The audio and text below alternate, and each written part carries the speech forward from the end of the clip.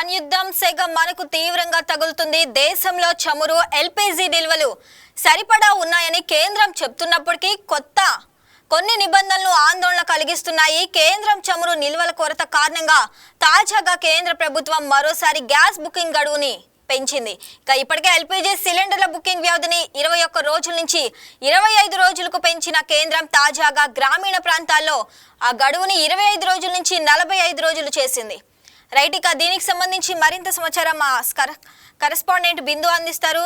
బిందు, చెప్పండి. ఇక ఇరాన్ యుద్ధం సెగ కూడా మనకి తగులుతుందని తెలుస్తుంది.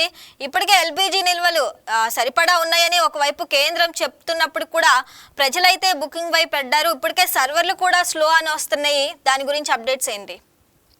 రైట్ శ్రావణి, దేశంలో ఎల్పీజీ వంట గ్యాస్ సరఫరాపై పెరుగుతున్న ఒత్తిడి నేపథ్యంలో వినియోగదారులకి కేంద్ర ప్రభుత్వం మరో కీలక నిర్ణయం చేసింది. అంటే కేంద్ర ప్రభుత్వం నిల్వలు సరిపడా ఉన్నాయి అన్నప్పటికీ కూడా పలు నగరాల్లో అయితే రెస్టారెంట్లు మరియు హాస్పిటళ్ళు వివిధ చోట్లలో కూడా గ్యాస్ కొరత ఏర్పడింది. పూర్తిగా వాటిలన్నిటిని నిలిపివేశారు. ఇంకా మరి వంట గ్యాస్ కి సంబంధించి కూడా, డొమెస్టిక్ గ్యాస్ కి సంబంధించి కూడా ఏదైతే సర్వర్ ఉందో అది బుక్ చేసుకున్నప్పుడు ప్రతిసారి ఆ సర్వర్ డౌన్ అయిపోవడం వల్ల గ్యాస్ కూడా బుకింగ్ అవ్వట్లేదని కూడా సామాన్య ప్రజలు ఇబ్బంది పడుతున్నారు. అయితే గ్రామీణ ప్రాంతాల్లో చూసుకుంటే గ్యాస్ సిలిండర్ల రీఫిల్ బుకింగ్ కు ఉండే గడువును కూడా 25 రోజుల నుంచి 45 రోజులు పెంచుతూ నిర్ణయం అమల్లోకి వచ్చింది. ఇంకా ఇటీవల అంతర్జాతీయ పరిస్థితుల్ని దృష్టిలో పెట్టుకుని ఇంధన సరఫరాలకు సంబంధించి అంతరాలయాలు మరియు డిమాండ్ పెరగడం వల్ల కూడా కొన్ని ప్రాంతాల్లో గ్యాస్ కొరత ఏర్పడడంతో ఈ నేపథ్యంలో ఈ నిర్ణయం తీసుకున్నట్లు కూడా అధికారులు వెల్లడించారు. ఇంకా గ్రామాల్లో ఒక్కసారి పెద్ద సంఖ్యలో బుకింగ్లు రావడం వల్ల సరఫరా వ్యవస్థపై ఒత్తిడి పడుతుందన్న అందరికి సమానంగా కూడా గ్యాస్ అందేలా కూడా ఈ కొత్త నిబంధన తీసుకొచ్చేస్తామని. అయితే దీంతో వినియోగదారులు ఒక సిలిండర్ తీసుకున్న తర్వాత తదుపరి రీఫిల్ కోసం ఇప్పటిదాకా అయితే 20 రోజులు గడువు ఇవ్వడం జరిగింది. ఇప్పుడు 45 రోజుల తర్వాత మాత్రమే బుకింగ్ చేయాల్సి ఉంటుంది అని కూడా కొత్త నిబంధనలు తీసుకొచ్చారు. ఇంకా గ్రామీణ ప్రాంతాల్లో గ్యాస్ పంపిణీ సజావుగా కొనసాగించేందుకు కూడా ఆయిల్ మార్కెటింగ్ సంస్థలకు సంబంధించి కూడా కేంద్ర ప్రభుత్వం ప్రత్యేకమైన సూచనలు జారీ చేసినట్లు సమాచారం. ఇంకా అవసరమైన చోట కూడా అదనపు సిలిండర్లు పంపించేందుకు కూడా చర్యలు తీసుకుంటామని, వినియోగదారులకి భయపడకుండా అవసరమైతే మాత్రమే బుకింగ్ చేయాలని కూడా అధికారులు సూచించారు. ఈ నేపథ్యంలో ఈ నిర్ణయంతో గ్యాస్ బ్లాక్ మార్కెటింగ్ ని కూడా అరికట్టొచ్చని, నిజమైన వినియోగదారులకు సరఫరా సక్రమంగా జరిగే అవకాశం ఉందని కూడా అధికారులు భావిస్తున్నారు. సార్, అంటే బిందు అసలు ఇది గ్రామీణ ప్రాంతాలకు మాత్రమే వర్తిస్తుందని కూడా వెల్లడించారు. అందులో ఎంతవరకు నిజం ఉంది?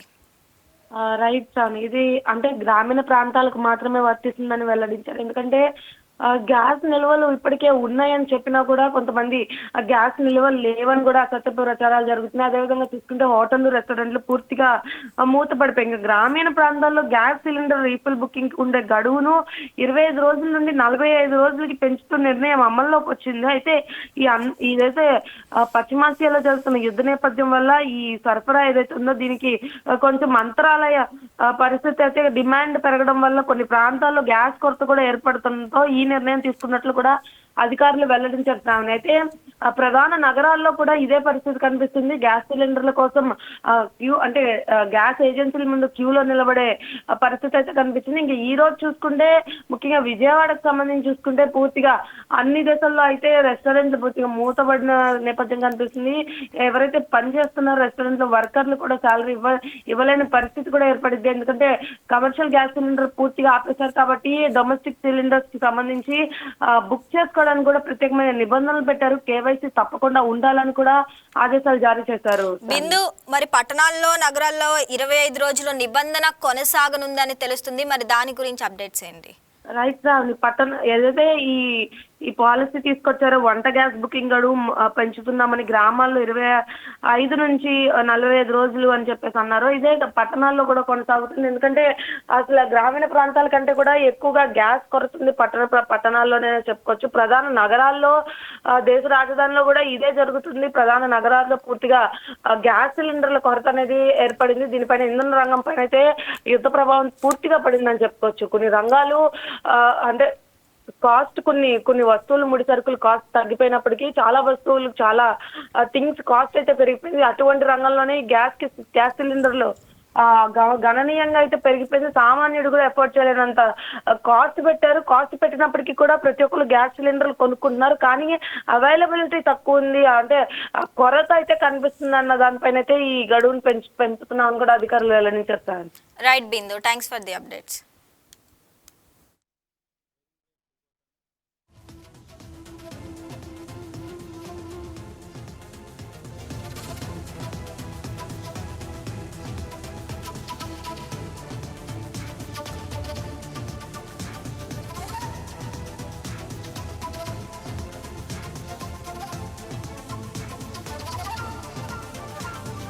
Please subscribe to YK TV Network. Please subscribe to YK TV. Please watch YK News.